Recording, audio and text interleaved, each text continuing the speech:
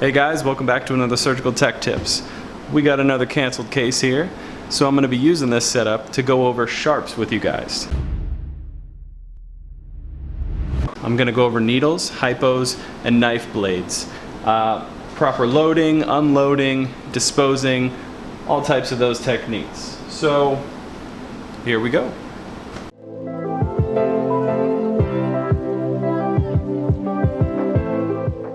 Alright, the first thing I want to go over right now are our blades. These are the three most common blades that you're going to see used in the OR.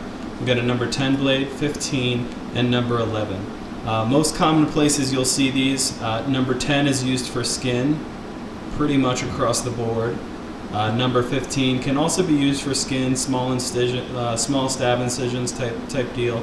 Also used for inserting maybe chest tubes and stuff like that. 11 blade, you will see this all the time used in vascular cases to start the arteriotomies, and also all the time in laparoscopic and robotic cases for a stab incision for the insertion of trocars. Loading and unloading the blade. This is an important process that you need to be safe with. Grab the knife handle itself, grab a needle holder, and grab on the far tip of the blade, on the fattest part that you can find, whichever blade that you're using. You are going to insert onto the knife handle and just kind of slip it right into place. You'll feel it lock in place. If it doesn't lock in place, there might be something wrong with the knife handle. The knife handle might be too old, and you should probably use a different one. Proper technique for taking off the knife blade is you start at the leading edge of the blade and you just need to bend it up a little bit. If you bend it up too far, you're going to snap the blade. You just need to bend it up a little bit so it's over the knife handle and push forward. That is how you take off a blade properly. And go ahead and put it on your magnet pad. Now, I want to go over really quick on how to properly pass this knife handle and this blade. If you notice on the knife handle, it has these kind of grippy serrations. I like to grab my blade right there, and what I'm doing is I'm covering up the blade with my hand. See how my hand is kind of cupped over the knife? So when you're passing it to the surgeon puts out his hand, you're passing the knife handle into his hand, and he can grab it and make his incision properly. I've seen some people that may hold the knife handle just at the end, and they'll go to put it on the surgeon's hand and they'll drop it in his hand like this. The problem with that is that this blade is unguarded. If he accidentally moves his hand up and stabs right into, there's so many problems that could happen with trying to pass a blade that's unguarded. It's just not good practice to do. So if you're going to be passing a blade, make sure you're holding with 2 fingers and you're cupping your hand over the blade as you pass it. It's the safest way.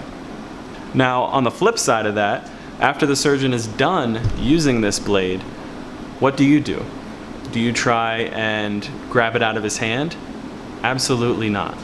There's a lot of hospitals out there that have these sharp safe zones. They may be like little orange pads or red pads or blue pads, whatever type of color it is. But it'll be a little pad that the surgical tech may put on the field.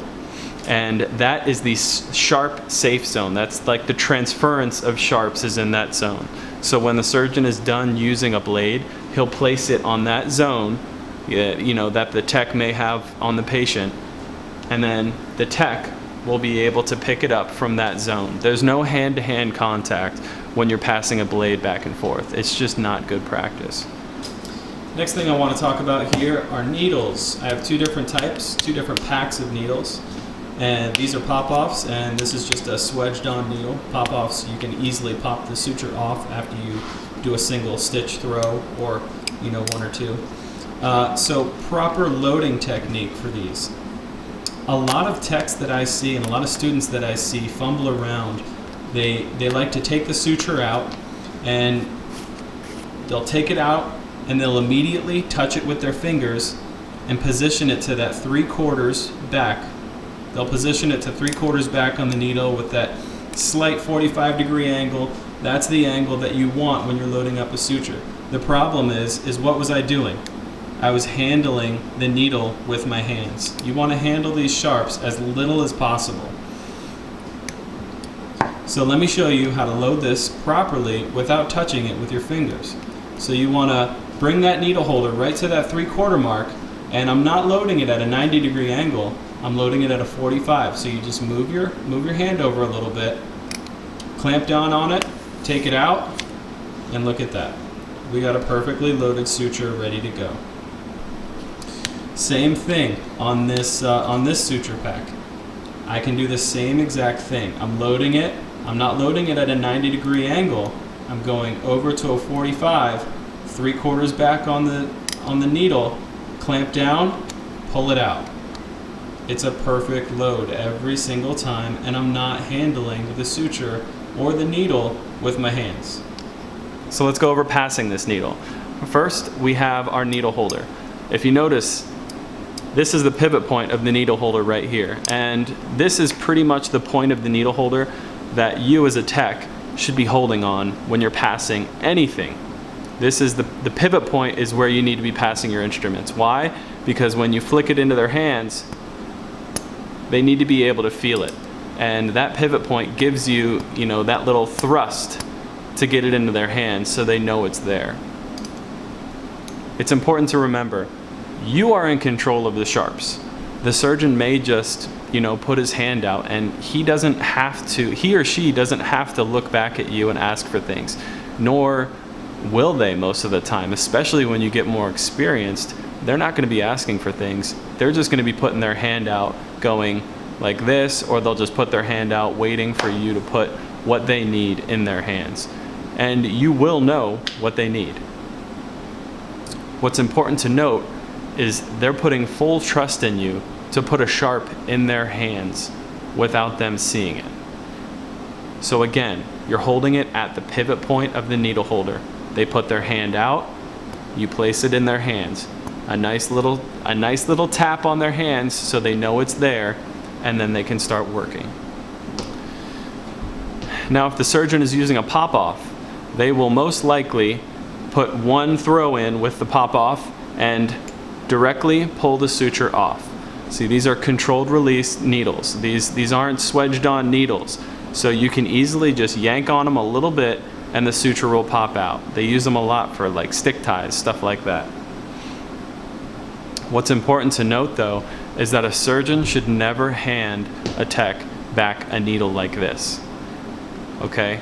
And if you are a potential, resident or medical student watching this, it's important to note you should never hand somebody a needle out like this, where a sharp point is out where it could hurt somebody. Whether or not there is a sharp, area that the sharps need to go to, it's just bad practice.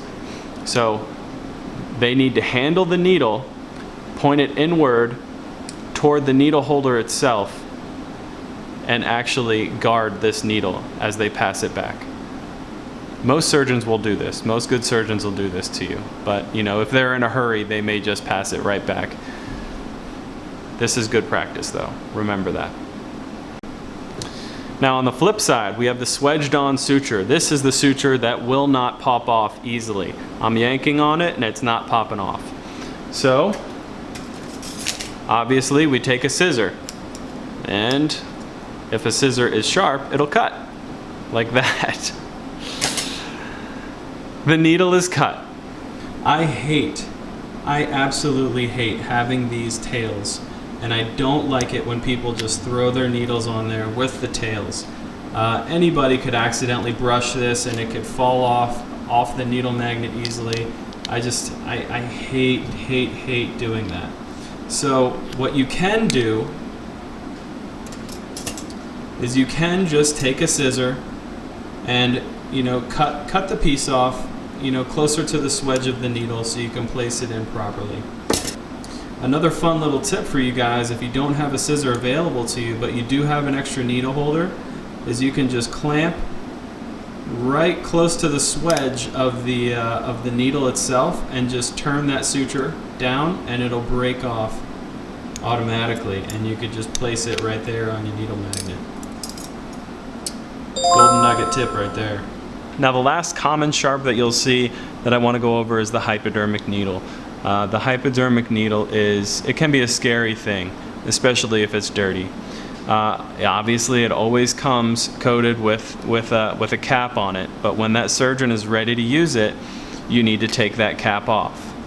Now I like to hand my hypos to surgeons just like I hand them the knife blade. I'll hold it close to the tip of the syringe, and I'll kind of cover the hypo itself with my hands, so I'm not going to be sticking anybody as I bring that hypo up to the field.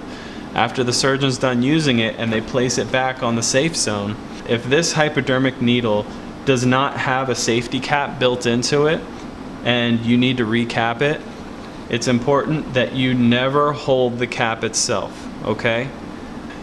You always start the recapping procedure by placing the hypo in the cap and pulling it down. So that way you're nowhere near the sharp end and you can just lock it in place and take it off. Simple as that. Now, properly disposing of these sharps is just as important as handling them during the case. So when you're breaking down your sterile field, it's important to make sure that you handle these sharps properly. If you have a lot of unused sutures on the field, and it may take more than one trip, what I like to do is I like to just grab a kidney basin, have my needle magnets, close all of my needle magnets that have any sharps in them, needles, blades, whatever it is. I'll take off all of my unused sutures, place them all in the kidney basin, and I'll take this whole kidney basin over to the sharps container.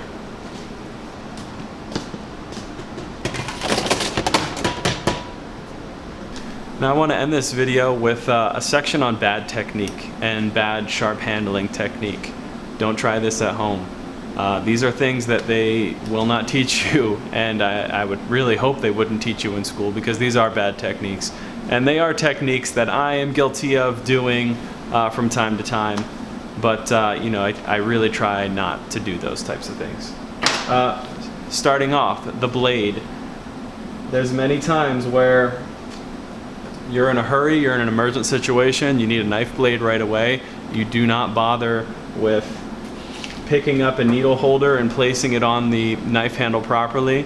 I've seen a lot of people that will just take the blade and place it on the handle themselves. That is bad technique, and you should not do that. It's not safe. Your hand, you have a blade in your hand and you're holding on to this knife blade. I mean, there could be so many things that could go wrong with that. Try not to do it.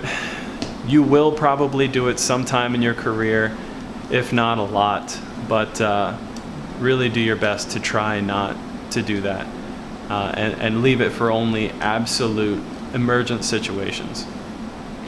Another bad technique for the hypo is picking up the cap and recapping it yourself in your hand. Now, what's wrong with this technique? What if I accidentally took my eyes off of the cap, or what if this was a bloody, used hypodermic needle, and I thought I was going right into the cap, but I was actually on the outside of the cap? I could stab myself very easily doing that. Bad technique. Now, the last bad technique I want to go over are suture needles. You want to minimize the amount of time and exposure that you have with these needles. You want to try and not touch them with your fingers as much as possible. It's not always the case, and a lot of the times you will end up having to pick it up with your hands or something of that sort. If the surgeon gives you back his or her needle and it's properly guarded against the needle holder here, a bad technique might be actually physically holding on to the needle, unloading it, and placing it on the needle magnet itself. For organizational purposes, that's great because you can easily organize your sutures in ones or 2s, whichever you prefer. But again, you're adding to that exposure time of you handling needles with your fingers. There's a lot of cases where you can't avoid that. You cannot avoid that. And for instance, like open hearts, you can't avoid handling needles with your hands. You can't. Surgeons are just so fast with needing repair stitches or cannulation stitches or whatever it is. Sometimes you just don't have time to sit there and scissor something and drop it onto your needle magnet with your needle holder. Sometimes there's just not enough time to do that. But it's important to try and keep those standards and keep those values throughout your career, because it's for your safety. These sharp etiquette and sharp safety, it's important. And I think that's it. I think that's about everything I wanted to go over with sharps: proper handling techniques, proper passing techniques, and disposing technique. As always, thank you so much for commenting, liking, sharing the videos. It's great, and I love hearing the feedback from you guys. So if you guys want to leave a comment, let me know what you thought of the video. Please do so, because I always love reading the comments, and I try and respond to everybody that watches the video and puts a comment down on the video. So I guess that's about it. Thanks for watching. See you again.